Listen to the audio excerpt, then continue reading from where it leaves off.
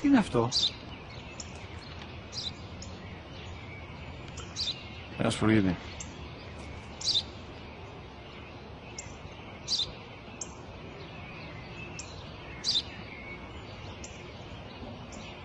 Τι είναι αυτό? Μόλις τώρα στο είπα, πατέρα, σπουργίτη είναι.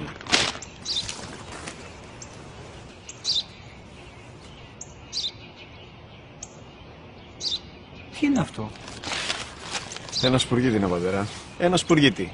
Σπου-γι-τι!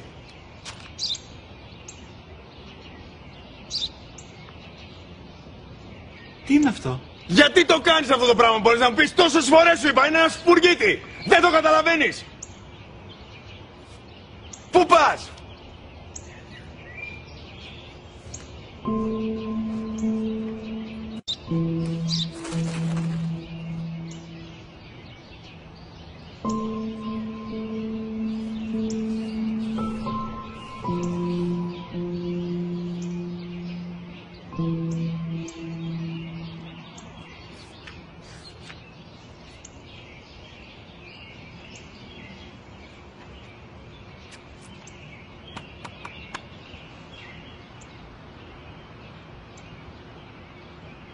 Δυνατά.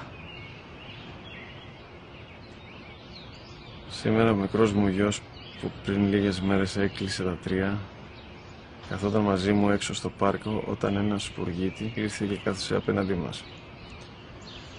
Ο γιος μου με ρώτησε 21 φορές τι ήταν αυτό και του απάντησα και τις 21 φορές ότι ήταν